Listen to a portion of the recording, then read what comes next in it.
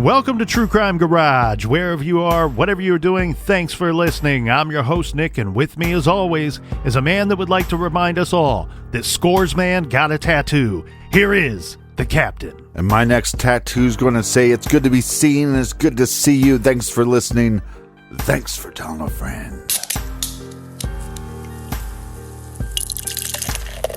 This week, we are very excited to be featuring Dream Pillow by the insanely brilliant peeps over at Jackie O's. Dream Pillow is a hazy double India Pale Ale brewed with Citra, Equinaut, and HBC 692 hops. What does that all mean? No one knows except for the good folks over at Jackie O's. But what I do know is this is a 4.5 bottle caps beer all day and night. And I also know that these people coming up, they are the best. So cheers to Doug down in beautiful Atlanta, Georgia. And a big cheers to Brighton in Toledo, Ohio.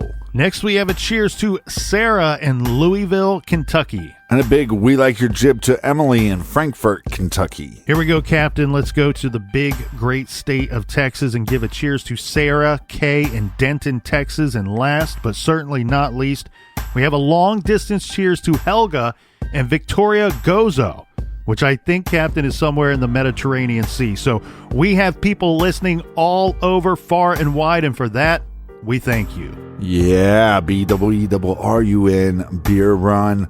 For all of our old episodes, check us out on the Stitcher app. They are free. And also check out our bonus show called Off the Record. If you're not following us on social media, you need to, at Twitter, at Instagram, at Facebook, at truecrimegarage.com. And that's enough of the business. All right, everybody, gather around, grab a chair, grab a beer. Let's talk some true crime.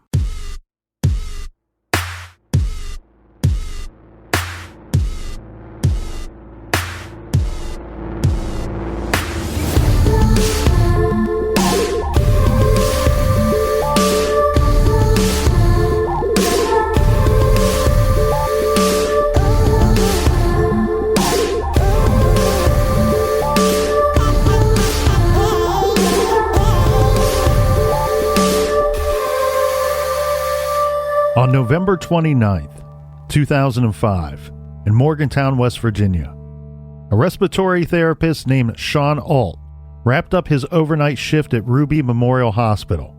Alt, who was also a firefighter, left the hospital and went home to shower before heading over to the Star City Fire Department to start his shift. Just after 8 a.m., Alt parked his truck in his driveway on Killarney Drive, about a mile from the hospital, and got out of his truck. A trained firefighter, he immediately recognized the smell of a house fire, but visibly noticed nothing wrong with his own home or his neighbors' houses. So he went inside, showered, and came back out at 8:20 a.m. The smell was still there. Puzzled, he shrugged it off, and he started his truck. He drove to the four-way stop sign at Killarney and Eastern Avenue, and as he stopped, he saw his neighbor from 4 houses down, Shelley Michael, and her silver Ford Expedition with its 6-pack vanity plates. Shelley backed out of her own driveway, and she drove to the intersection, stopping at the sign directly across from Alt. Alt knew Shelley's husband, Jimmy Michael, very well.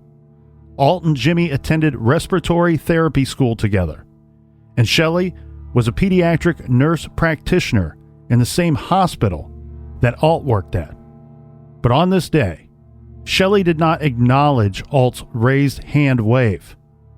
On that morning, Michelle Shelley Michael ignored Sean Alt and quickly sped off through the intersection. And that was that. But Sean's sighting of Shelley speeding away would soon change everything, because this is a case of planned premeditated murder. Someone thought they could commit the perfect crime and get away with it. This is True Crime Garage, and this is the case of Michelle Shelley Michael.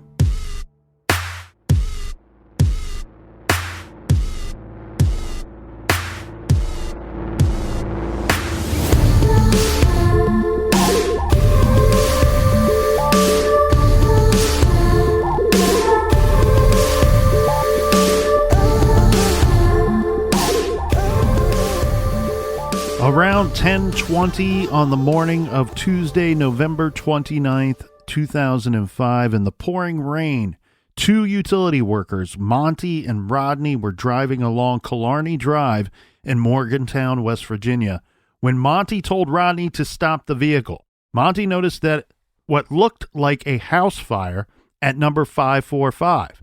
Observing smoke pouring from an upstairs window, they called their dispatcher and told her to call 911.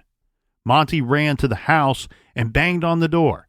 He could hear the smoke alarms, and looking through a window, he could see that one of the ground level ceilings had partially collapsed. Around this time, an off-duty fireman, Keith Summers, ran up. He too noticed that his neighbor's home was on fire. Keith called 911 and tried to see if anyone was inside the home. As he prepared to break a set of French doors at the rear of the house, an explosion shattered the upstairs window and flames shot out. It was a flashover. The time was 10:27 a.m. Well, and luckily, the fire truck was only about a mile away at this point. Yeah, the Morgantown Fire Department just happened to be very close. They were in the area when that call came in, Captain. So 10 firefighters arrived at 545 Killarney Drive by 10:32 a.m. That's a 5-minute response time. They kicked in the front door and they observed that the flames were all on the upstairs level, so nothing on the first floor. The first floor was perfect, except for the room with the collapsed ceiling. Well, the collapsed ceiling is coming from the master bedroom on the second floor. That's correct. The master bedroom was in such bad shape with the fire that the firefighters could not enter the room. All they could do was stand at the doorway and spray the hose in and hope that the fire would die down. Right.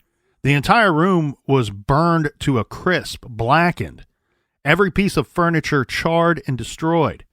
Firefighters stuck with it, though, training the hose on the bedroom and inspecting the rest of the house at the same time.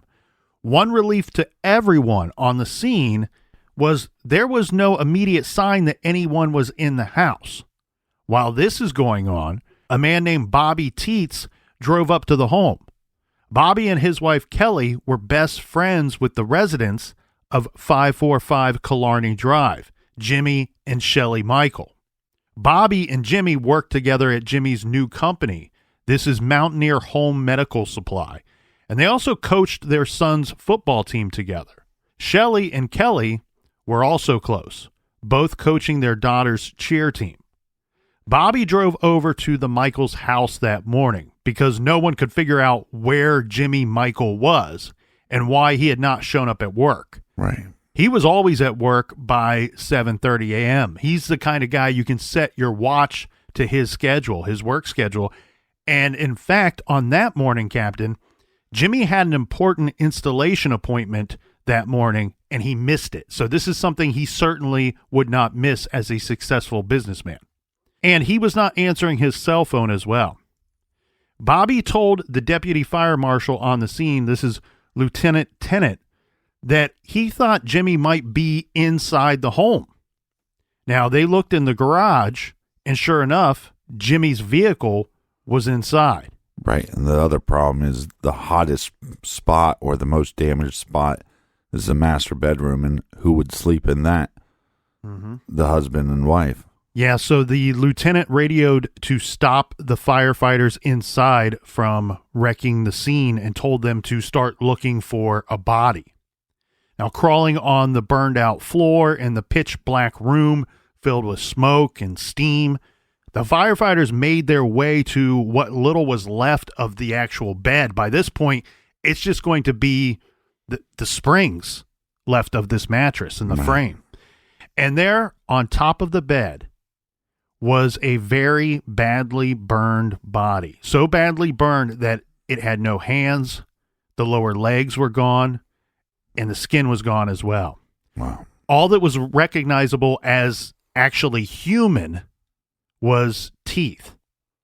Presumably, Jimmy Michael, this is his body. It almost seems like there was some kind of accelerant used in that room. So now, this went from being a house fire call to a death investigation.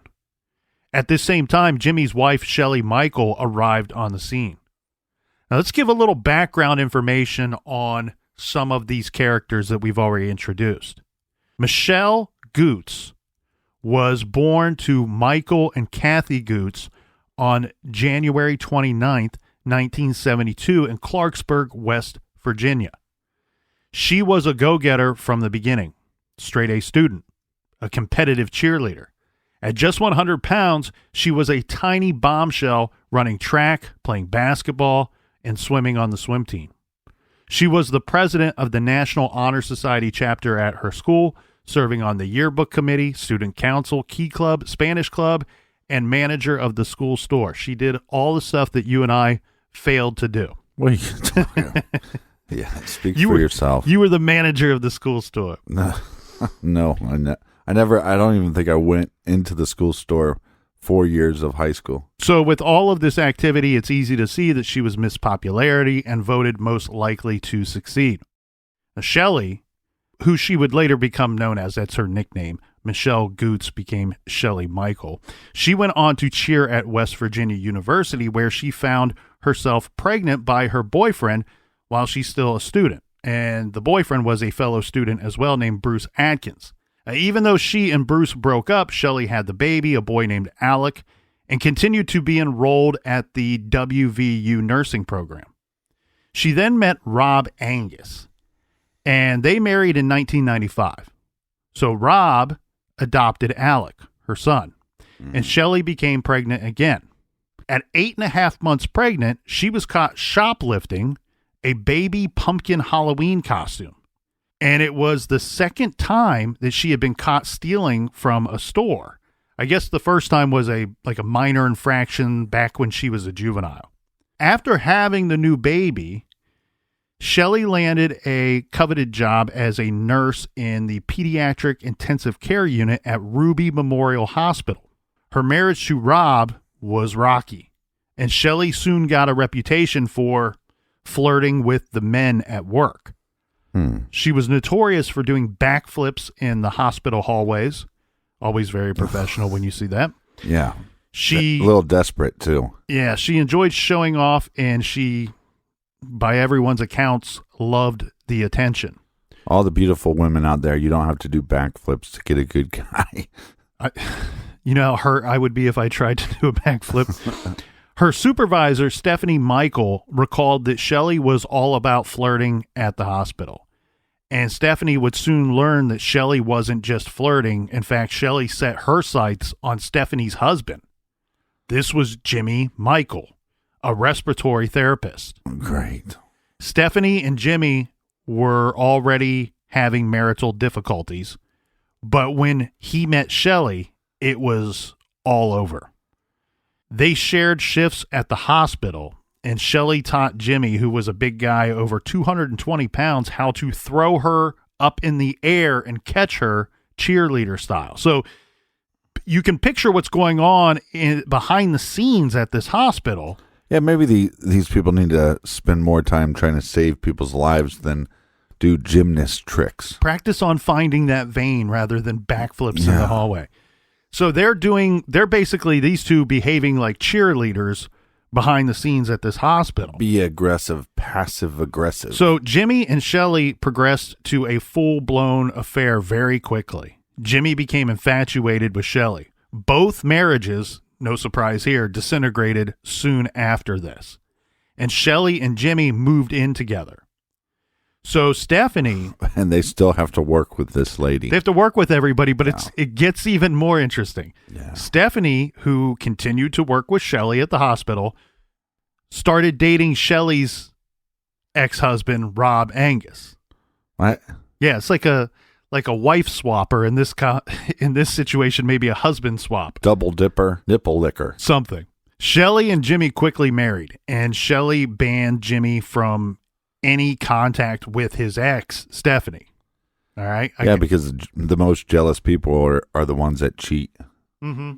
Well, and this is going to be difficult, too, because, as you said, Captain, they all still work together. All communication between the two of them... Hold on, they're a couple wine coolers away from just all having sex with each other. Well, According to what I could find, all communication between the two of them, this is Jimmy and his ex, Stephanie, they have children together. Right. All communication between the two of them had to go through Shelley. This is one of Shelley's rules. Now, Shelley had 2 kids, a boy and a girl, and Jimmy had a boy and a girl as well, all about the same age. But that's also the other problem, is if he was cheating on his wife when he met you, then for the rest of the time while he's with you, you're going to be thinking he has the ability to cheat on me. Correct. But I mean, obviously everybody's doing this kind of behavior. Doesn't make it right. So Shelley focused on integrating the two families, kind of like a modern day Brady Bunch. Because of the respective custody arrangements, this is several days a week, the Michael household, Jimmy and Shelley, consisted of a blended family of 6 people, the 2 of them and the 4 kids, 2 from each previous marriage. And Shelley wanted to project a certain image for their family. She pushed Jimmy to buy a large house that she wanted. She dressed the children and herself in designer labels. She volunteered at all of the kids' stuff, always taking charge. The family went to church every Sunday, dressed to the nines. According to Jimmy's father, Denny, quote, she, meaning Shelley, wanted everybody to think they were the perfect family, end quote. Shelley arranged for Jimmy to pay for her to get her master's degree in nursing, even though it meant he had to take on more work to have better income. I wonder if she was shocked when she got to church and they said, "Thou shalt not covet the neighbor's wife." Well, Shelley ended up getting her master's degree and was offered a full-time job at Ruby Memorial in the pediatric unit. It seemed it was everything that she had ever wanted. Jimmy started his own respiratory therapy company, and it was doing well. But then Shelley balked at the concept of working full-time. She expected Jimmy's new business to start making lots of money very quickly. She was disciplined by her job at the hospital a number of times, and this was for taking unauthorized vacations. I call that a no-call, no-show. Unauthorized vacation. Right. Shelley started to look for different work, something that she could do while staying at home. She wanted to work from home and be with the kids. By the way, next week I have an unauthorized vacation. Right. At least you're telling me about it. We've already introduced the Michaels' close friends. Remember Bobby and Kelly Teets. I never forget Teets. Shelley and Jimmy's exes, Stephanie and Rob, dated for a while, but they split up and both married other people.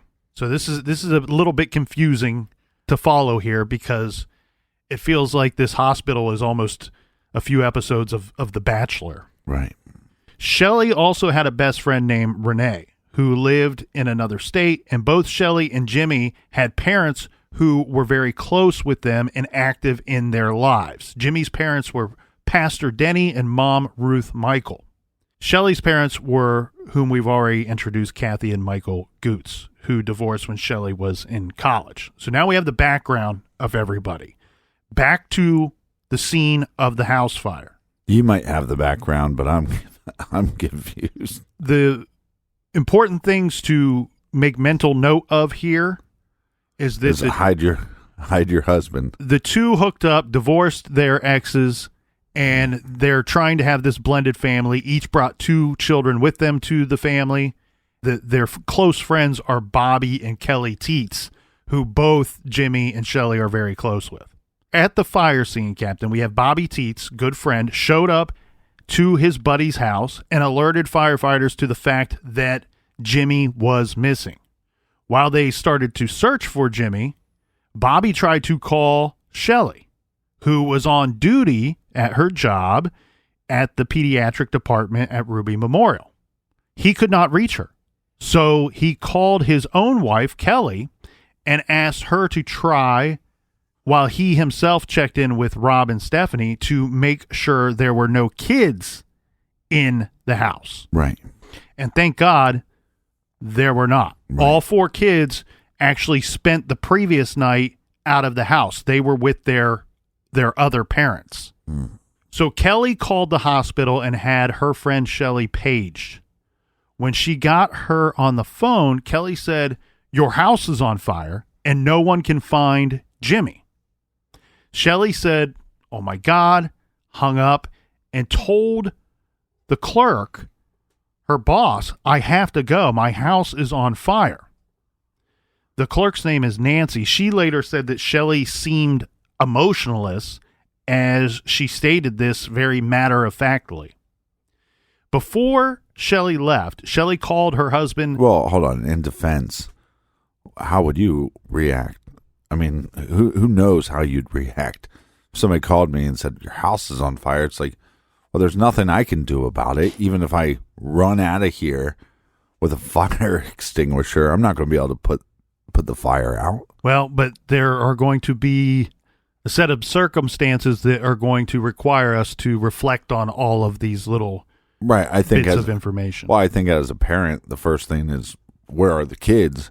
Oh, I know the kids are safe. Okay, things can be replaced. So I'm just saying, I just don't think that's the most damning of evidence.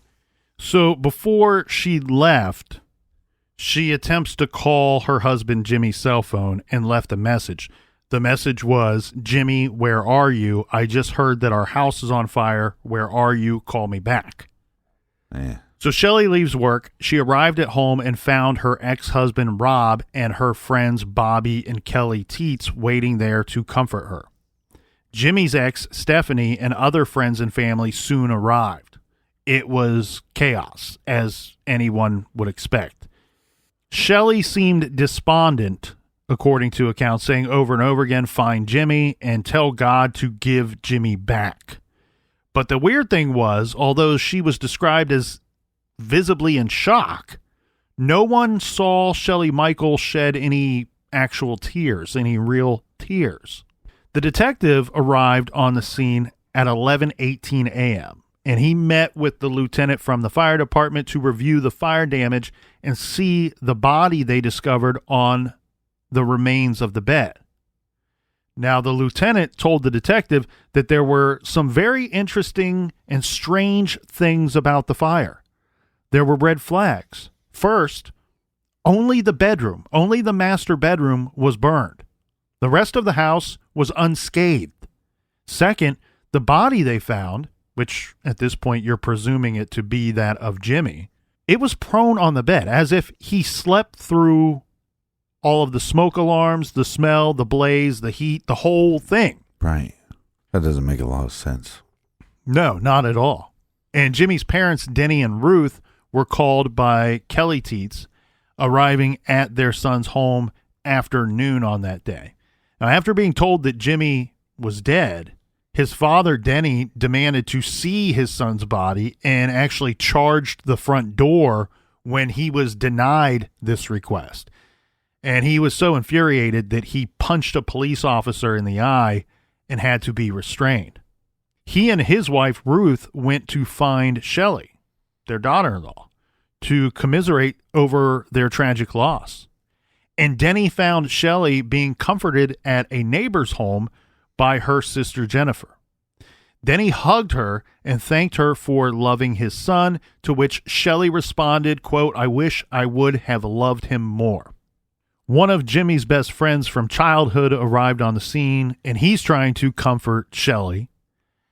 And I bet he is. When he went to express to her his condolences, she looked at him and said something to the effect of, "Did you get that outfit at B. Moss?" So this person's very taken aback. It seemed like a very weird question. I'm guessing that's like a clothing store. Yeah, I've not heard of it, but I mean, picture this is supposed to be a horrible, tragic day. Again, no one knows how any of us would react. Right. But it seemed to be very bizarre that she would be asking about someone's outfit. And one neighbor asked Shelly if she could get her anything. Shelly's response was a new husband. So who knows? Jesus. Just bizarre behavior I don't care what anybody says. I'm fine judging someone's behavior. The unrecognizable body on the bed at the Killarney Drive home was definitively identified by dental records at 4:05 p.m. that day. And of course, sadly, it was that of Jimmy Michael.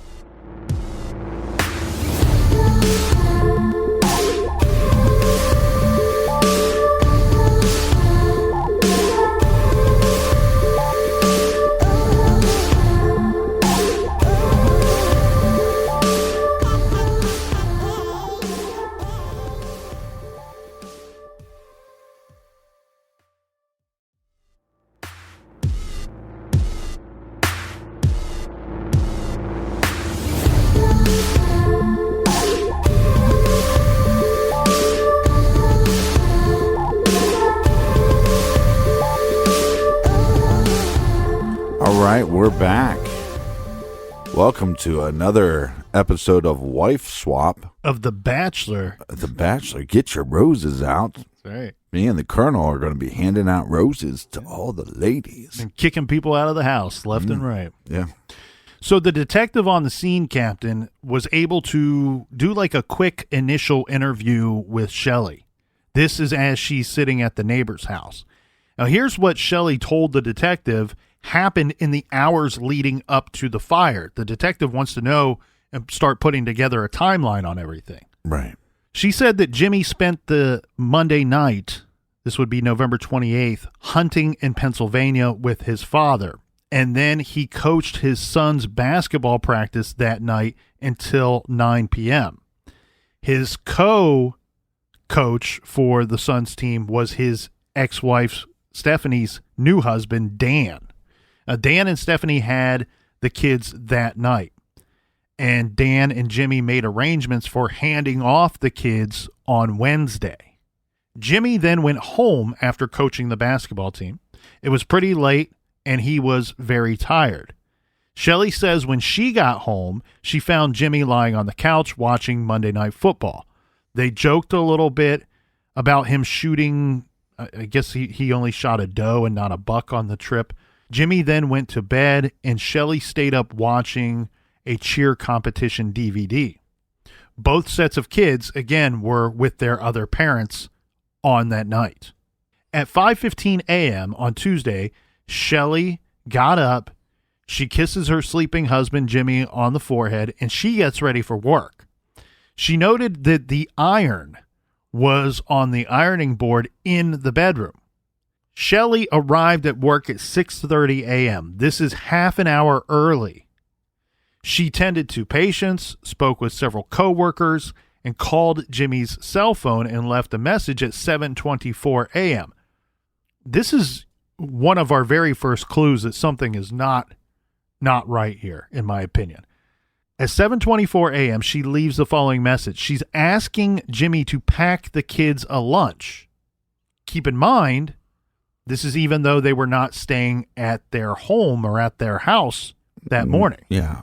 But I could see it being maybe you get busy. Some weird thing where the other parents forgot, so somebody needs to pack them lunch or bring them lunch money or something. But still, that's a little strange. So she says then she tried calling the house phone after leaving the message. She gets a busy signal. So then she goes to her vehicle to retrieve her pager. This is sometime around 8:20 a.m. She told her supervisor that morning that she forgot her pager, left it in the car. I got to go retrieve it. She needs this for work. Then she got the call from Kelly Teets telling her that the house was on fire and no one could find or locate Jimmy. This was around 10:30 a.m. Okay, so the detective noted some strange things as he spoke to Shelley. He found the following about Shelley while talking with her and observing her.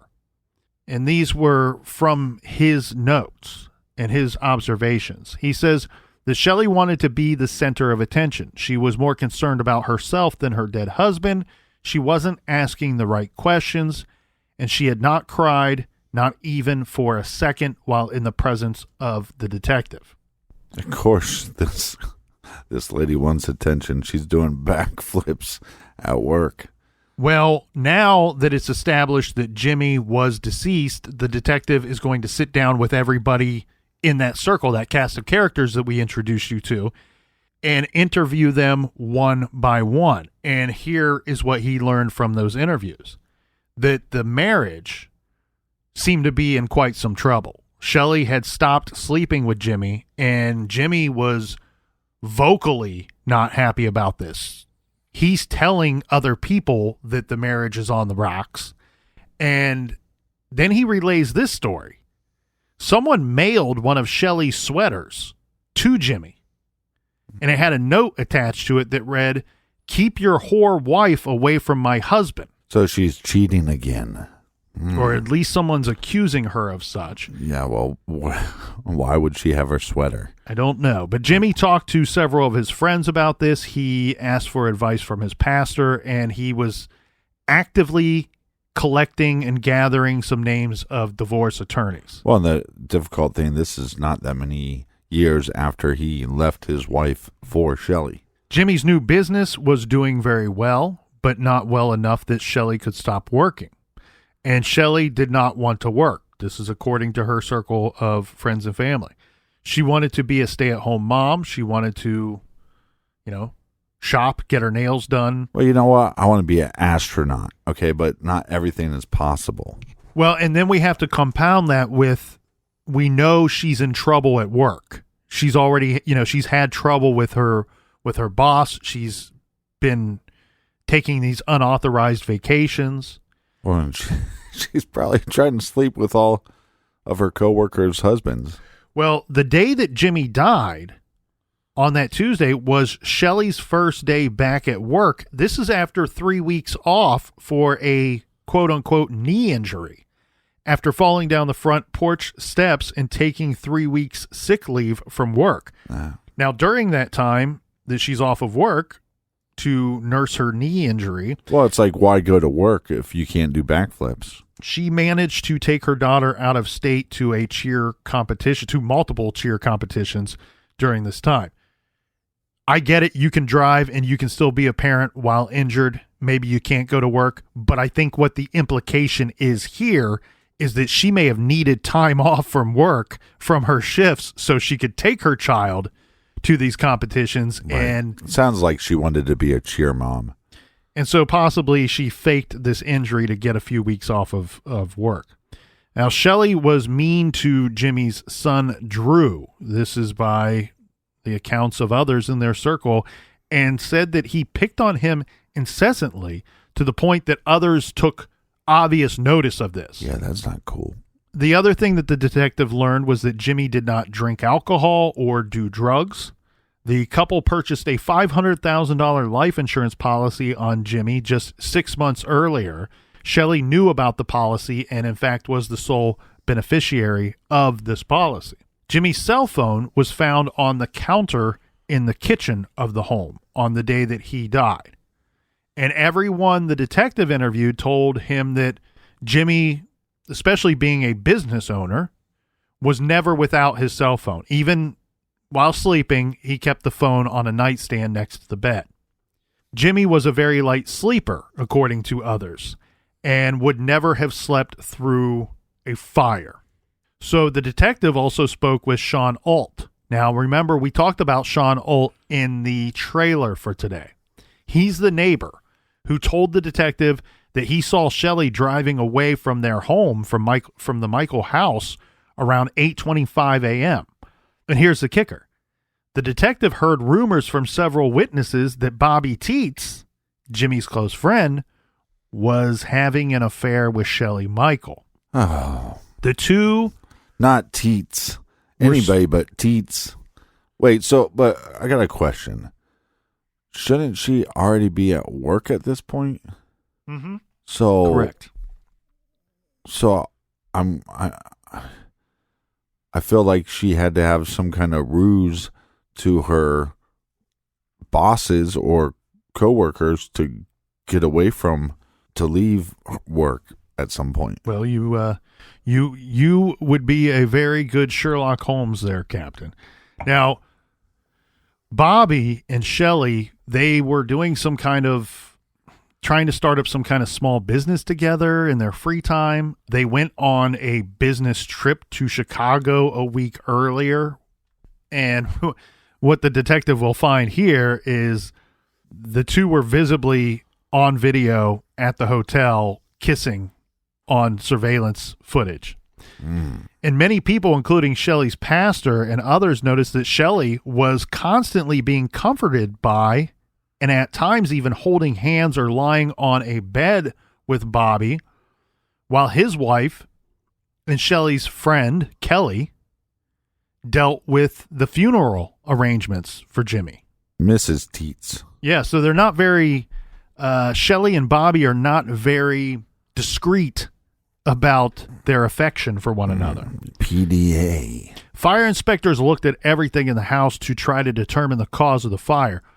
They're going to look at all the normal things, water heater, wiring, the furnace, all were in good condition. And it was relatively a new house. So they weren't. Like we already know, though, the majority of the heat is coming from the master bedroom. So even Correct. though you're going to check out those items, like I said, there's some kind of accelerant or something used in that area, unless they had, some like gas heater or possibly like a gas fireplace or something in their bedroom.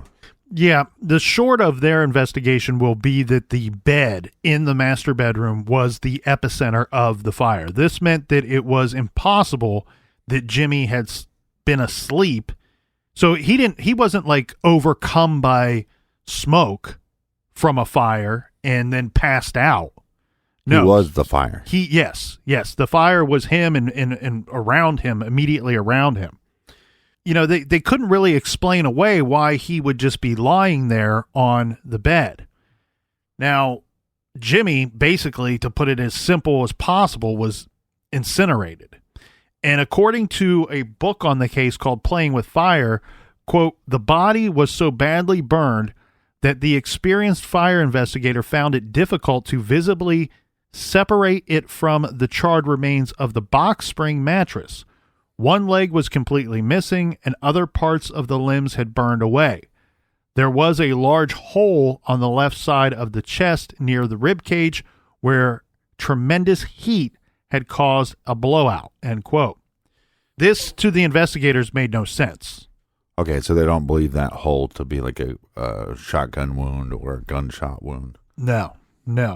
And the other thing, too, is, look, if the fire started in the bedroom with Jimmy and everything was normal, all he had to do was get up and get out of the room and then get out of the house. But, of course, we know that didn't happen. He was lying there. Right. Investigators they couldn't determine any accidental cause for the fire. So, Jimmy didn't smoke, and there was nothing wrong with the home's wiring or the systems. They couldn't pinpoint a problem that would cause this fire. They also examined the iron because, remember, Shelley had told them that it was faulty, that the automatic shutoff didn't always work. And remember, she said, I think the iron was on that day. I think people should just lock somebody up when they go, okay, yeah, I remember. What do you remember, Shelley? Oh yeah, I was in the bedroom, and yeah, there was an iron there. And damn, this thing about the iron, it has kind of a short. There's kind of something wrong with it. Anytime somebody's like trying to take that bread and lead it down that trail, just lock them up. Well, what they're going to do is the lieutenant will bring in a state fire marshal with a canine unit named Brady, trained to hit on accelerants. And they walk through the Michaels home. And of course, the dog hit on 10 different spots, 4 in the pile of debris that fell to the living room. Remember, that's the ceiling from the master bedroom. Right. And hit on 6 spots in the master bedroom near the bed. So no doubt it's the floor of the master bedroom. The fire was deliberate. Now, do we know what kind of accelerant? Gas? We do not, and we will not. Spoiler alert. Okay. The problem here, though, Captain, for the fire investigators is that this fire behaved in an unusual manner. It burned for a long period of time, but never expanded beyond the master bedroom until the collapse of the floor and the flashover sometime around 10:30 a.m. Right. They could tell this because the other upstairs rooms only displayed a little just a tiny bit of smoke damage and really nothing else. It's so crazy how much fire can destroy evidence, the same way water can destroy evidence. Again, according to the book Playing with Fire, they state that the fire had to have progressed over a long period of time in a ventilation-limited manner. By the way, Playing with Fire is written by John Glatt. And by this time, Captain, we know that some of the people involved in this investigation know that Shelley had been seen leaving the house at 8:20 a.m. The fire did not erupt from the room until 2 hours later. So they had to wonder, fire investigators, was it possible for a fire to smolder for 2 hours, incinerating just one room before finally flashing over? That's the unusual behavior of this fire. In life, Jimmy was 6 foot tall, 220 pounds. After the fire damage, his corpse weighed only 151 pounds. By some miracle, many of Jimmy's internal organs were intact and were available for testing by the medical examiner. Now, the good doctor was able to determine immediately that there was no carbon monoxide in the victim's system. This is incredibly important.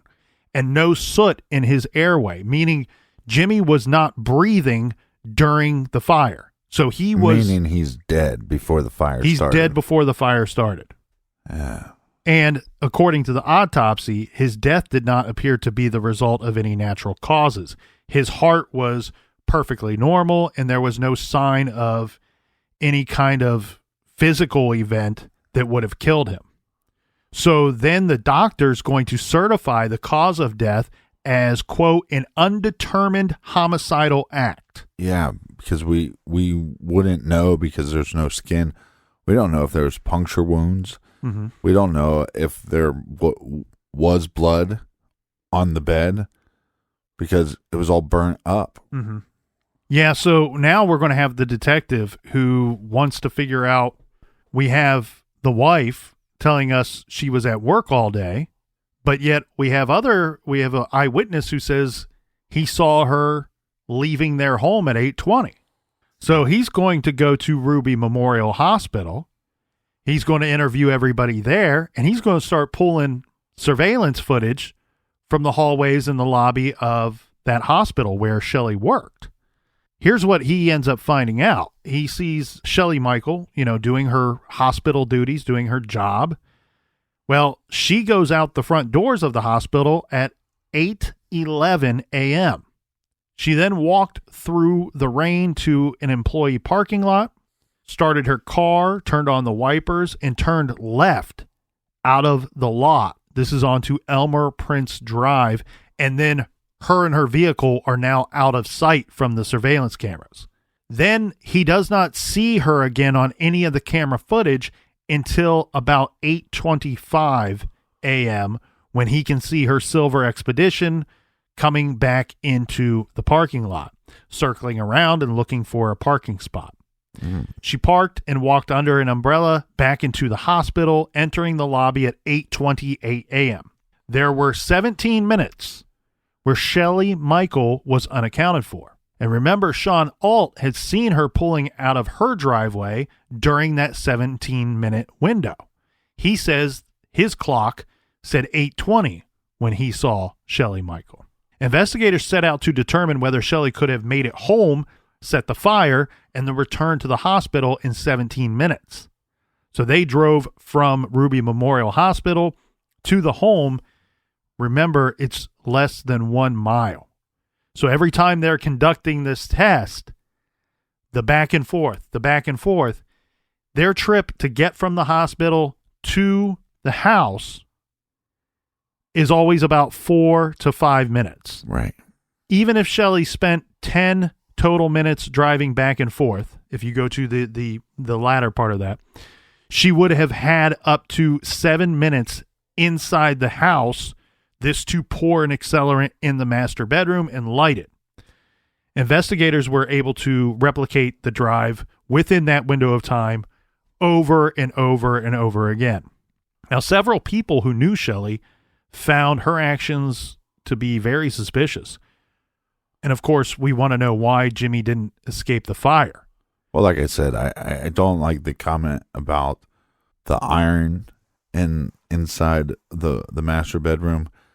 Definitely don't like the comment that she made saying, "Oh, well, now I need a new husband." Correct. Yeah, nobody wants to hear that at all. One thing I find to be interesting here, Captain, is some of the people on their inner circle found Shelley to be so strange on the day that Jimmy died that even before it was ruled an homicidal act, they started providing information to the detectives that's not going to put Shelley in the greatest of light.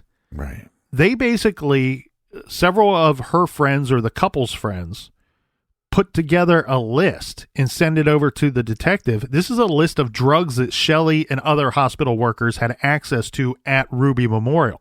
The other thing too, Captain, is the professionals seem to think that it was possible that Jimmy was poisoned with some kind of paralytic. And these are people that worked at Ruby Memorial. They said and named a drug, Recronium, I think is how you say that. Recronium. Somewhere out there's a medical professional laughing at me. This particular drug is a paralytic, and it was readily available at the hospital where Shelley worked. Right. But we've already had the autopsy performed. Now, no narcotics were found in Jimmy's system, and an explanation for a paralytic required special testing. So samples of Jimmy's intact liver were sent to the National Medical Services Organization in Pennsylvania so they could do the test. We need to note here, too, some suspicious findings. A syringe was found in the sink in Shelley and Jimmy's house. Right. This syringe contained a large amount of ibuprofen and also an unidentifiable pink liquid. Now, the detective deliberately did not tell Shelley and Bobby that they are now considered suspects in the murder of Jimmy Michael. He has both of them come in for interviews, and he speaks with them separately. Shelley had no idea that authorities believed Jimmy to have been killed by this point. She and Bobby did not know that the detective knew about their affair either. Right. That's what you want to do as a detective. You're going to stack the deck against these individuals, interview them separately, and see if they are answering you in an honest manner. Bobby broke down immediately, confessing to the affair. So much so, he said that he even slept with Shelley in her own bedroom while their two kids, their kids were friends, had a sleepover in the next room. Right. What a great guy. This is while Jimmy was away. I'm guessing maybe on a hunting trip or something. Yeah, great guy, great friend, great teats. 3 days before Jimmy died. Bobby said it was just a fling and that he did not love Shelley and he felt terrible about it. In fact, he was going to reveal everything to his wife with an attempt to save his own marriage. I don't think we need to get into the whole interview with Shelley. This was videotaped. It was 6 hours long, by the way. Suffice it to say, she lied her face off to the detectives. And according to prosecutors, what prosecutors would later tell a jury, that they believed she lied over 100 times during the course of this videotaped interview. She lied about the affair. She lied about the Chicago trip and her activities on the morning that Jimmy died. She didn't know that they knew about her leaving the hospital and being seen by Sean Alt during the course of this interview. Of course she didn't. She told the detective that she had a theory of her own. And you've already kind of pieced this together, that the iron must have caused the fire. She was worried that it was left on, may have fallen over, and started the fire.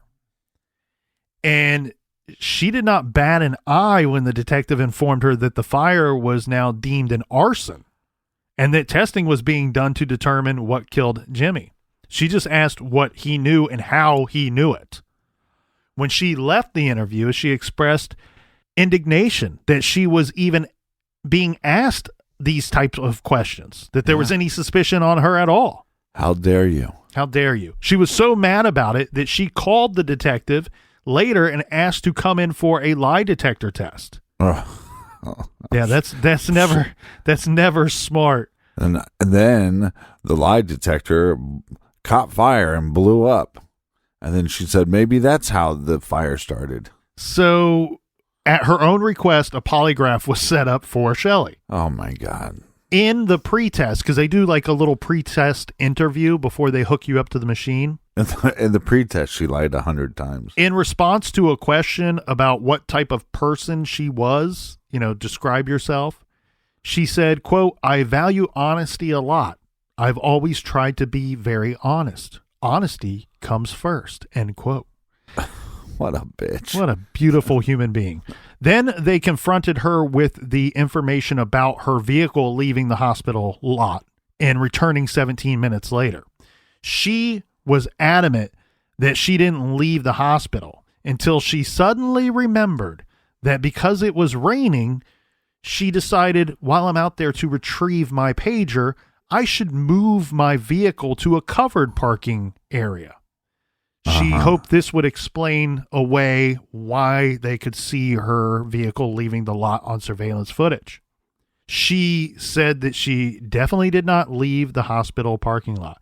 She expressed concern that the polygraph would make her out to be lying when she in fact was not.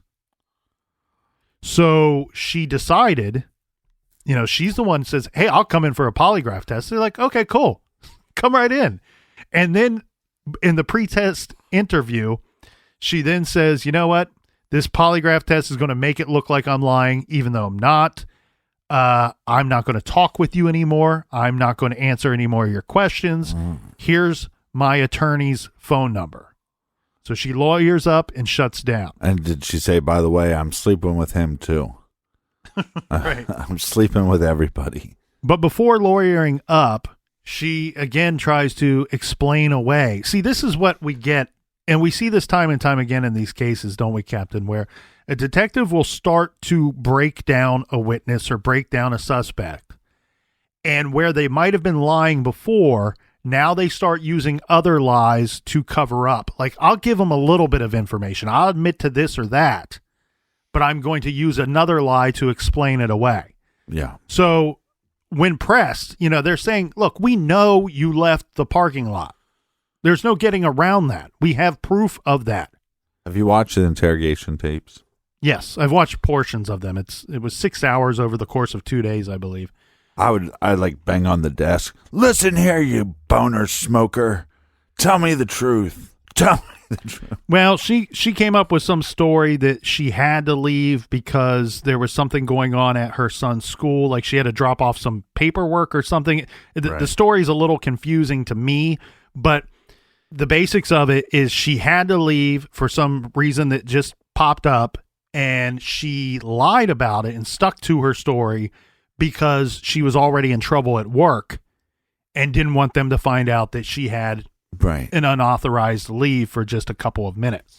Now, Bobby, the boyfriend, that's doing the affair, was cleared by police during their investigation of any involvement. This is after he passed a polygraph test. And more importantly, Bobby had an alibi for the day of the murder. He was sleeping with somebody else's wife. So between his confirmed alibi and him being honest with the detectives, finally, he said he broke down pretty quickly, and passing the polygraph, they believed that his innocence were sealed in the mind of the detectives. Yeah, but think about this a little bit as far as the whole true crime spectrum. Somebody like Chris Watts, for example. I mean, that guy, he lied for a while, but he didn't keep it up that long. Mm-hmm. And a lot of these cases where the female is suspected of murder, they almost can take the lie to the grave. Like you see this like with Casey Anthony when they, "I work here. Okay, show us your office." She goes all the way to the office. Like what does she think? Like magically, like an office is just going to appear? Same way with this case. Yeah, there was a iron. I saw the iron and it had some faulty wiring. Maybe that's it. It's almost like the character off of Saturday Night Live from way back in the day where they go, oh yeah, that's the ticket, right? Well, I will refer you to Christopher Rock's studies on the difference between men and women lying. Okay. And I think that will explain away everything for you. Now, on January 9th, Shelley filed a personal loss claim amounting to $194,000 with Jake from State Farm Insurance. You know that you said Jake from Allstate last time. I have Allstate, and I confused the two. Which I think I called you a dum-dum during that, but I never caught you, so I guess I was the dum-dum as well. Yeah, they only have 10,000 commercials of each a day. I don't know how anybody could screw I'm it sure up. there's a Jake at Allstate. She ended up collecting $140,000. This is after she paid Wells Fargo, who owned the mortgage on the home, and now she's going to be waiting for the $500,000 life insurance policy. And she thought she got away with it. Fire investigators poring over the burn scene on their hands and knees on January 23rd found something they had missed before. About 3 feet under the end of the remains of the bed, this is buried under other burned debris, was a distinctive orange plastic item that had been protected from the fire simply because it was buried. This was a syringe cap. Shelley denied ever taking any drugs from the hospital, and there was no known reason for a syringe to be in the bedroom. Then in February of 2006, the final tox report came back from the National Medical Services. In Jimmy's heart, blood was found with large amounts of that recurochronium. I'm never going to be able to say that. Right. I can say it until you turn on this microphone. Right. That's how this goes down. Mm-hmm. The cause of death was amended to homicide by being intentionally injected by a lethal dose of this drug by another person. No one believed that Jimmy could have done this to himself. A warrant was issued for Shelley's arrest on charges of first-degree murder and first-degree arson. In March, she was indicted for both and entered pleas of not guilty. As if this was not enough, Captain, her parents posted her $450,000 bond for her, and she was required to remain on home confinement while she waited for her trial.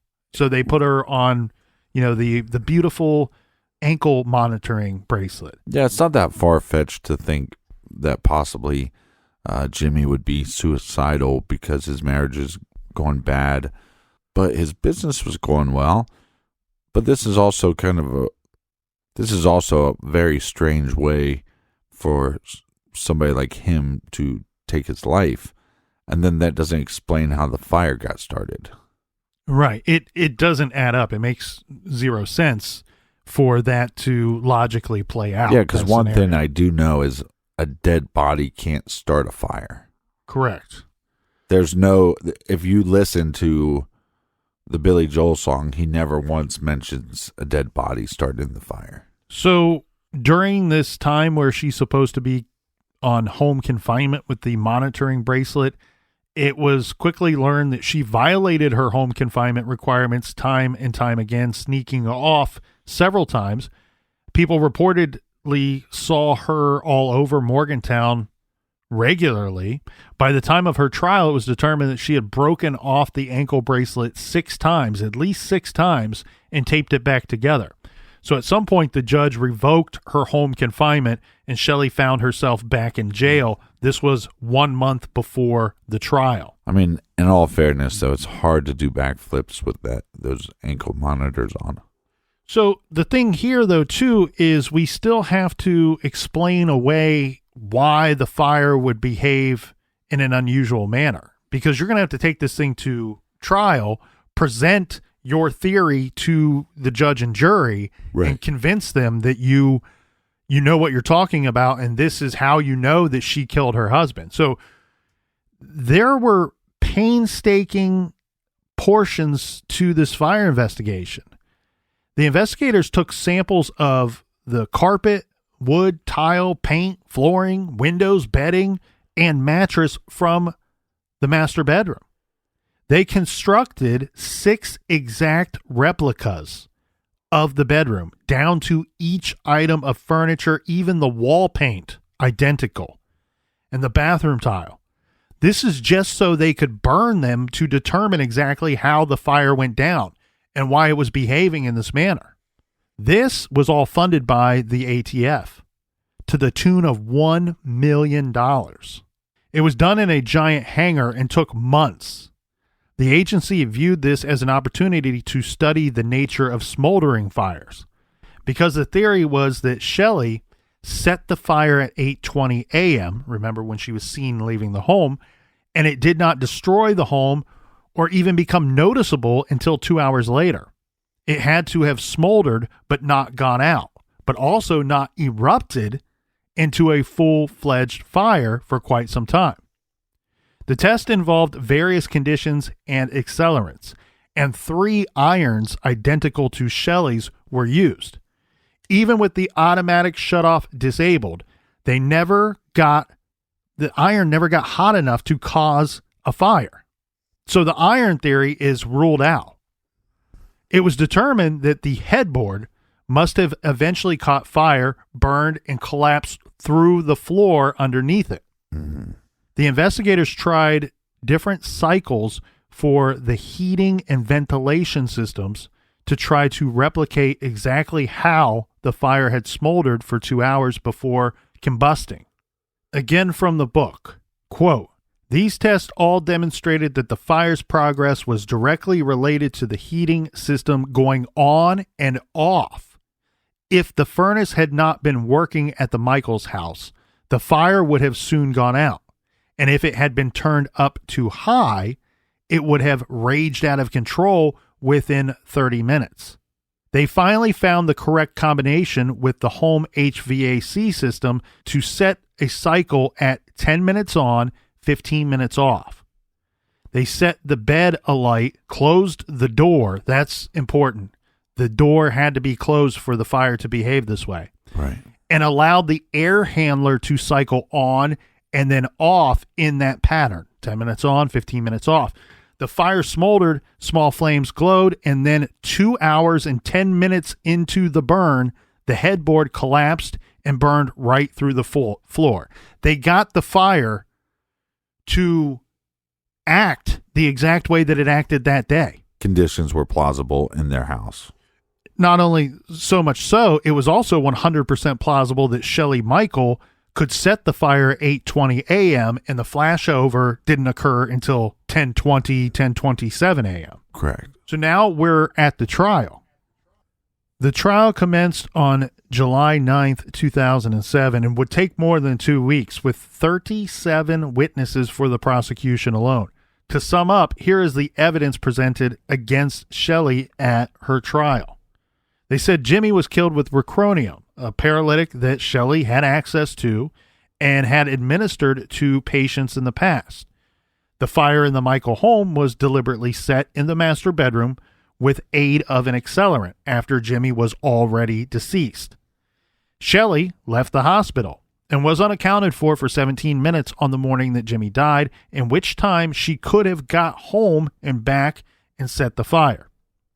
Shelley was the sole beneficiary of a $500,000 life insurance policy on Jimmy, and if the house had been consumed by the fire, she would have got another $500,000.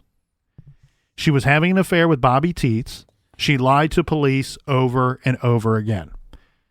So it is still a circumstantial case. Yeah. The prosecution showed the jury hours and hours of videotaped interviews with Shelley, where she is caught lying to detectives. They called a medical expert to the stand who dramatically plunged a syringe into a grapefruit to show how quickly the drug could be injected. It took less than 1 second for him to depress the plunger.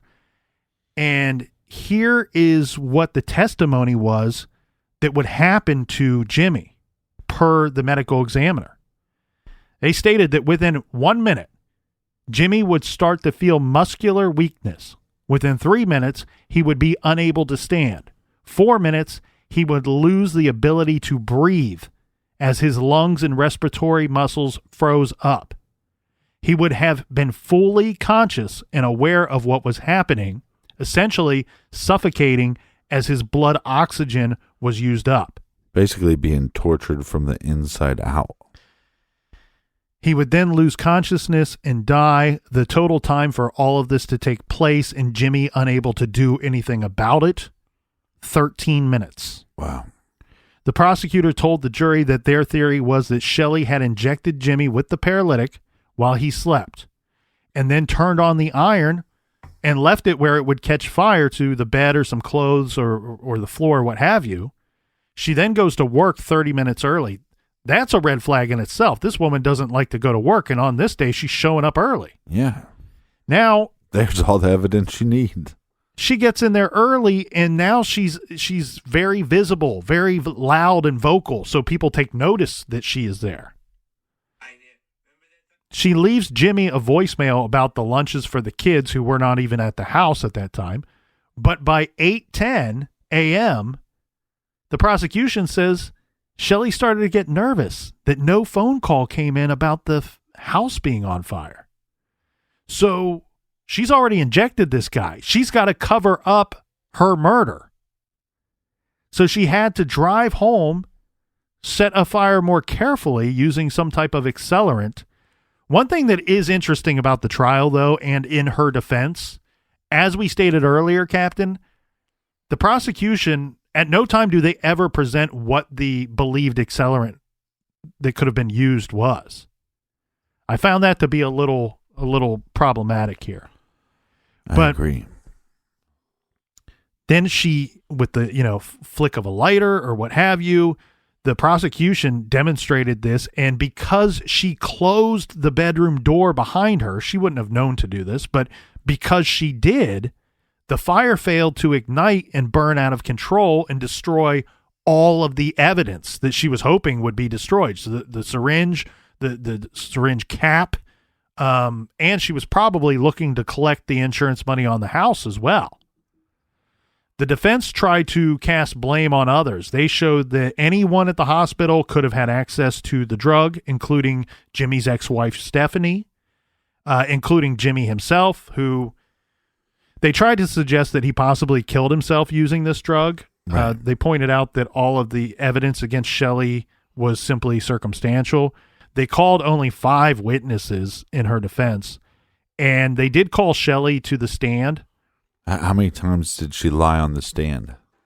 Well, let's get into that, because once on the stand, she's going to tell an entirely new version of the events of the day of the fire, one in which she actually stopped at her house and put some paperwork in the mailbox before heading back to work. So now she's got to explain away why Sean Alt saw her pulling out of the driveway, and that's the excuse or lie that she comes up with. She did say on the stand that she did not believe that Jimmy would have killed himself.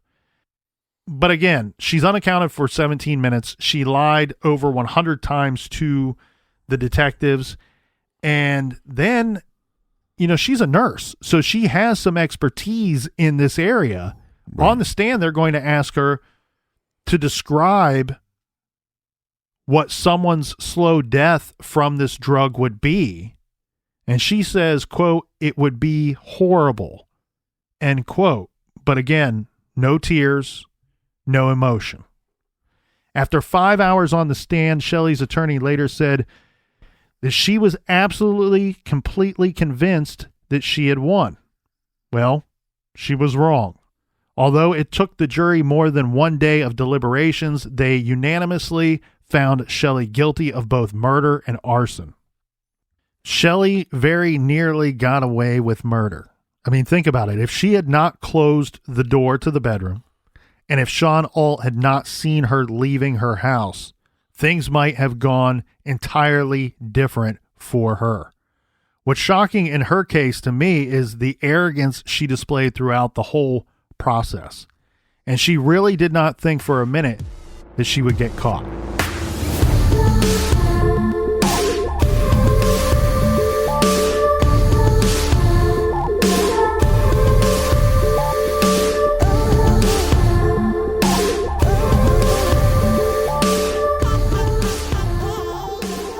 All right, what an interesting case. If you'd like to leave your thoughts on this case, go to our website, truecrimegarage.com. Click on the blog, leave your thoughts. And while you're there, check out our recommended reading page. Colonel, do we have any recommended reading this week? This week's recommended reading comes to us from longtime friend of the show, Jess, who helps us with research and such, and she really helped us out a lot this week on this case. For this episode, we relied heavily on the book Playing with Fire, the true story of a nurse, her husband, and a marriage turned fatal by John Glatt. And it's available in paperback, Kindle, and on Audible. So if you want to dive deeper into this case, make sure you check out and read Playing with Fire by John Glatt. Check out that great title and many, many others at truecrimegarage.com. And until tomorrow, be good, be kind, and don't litter.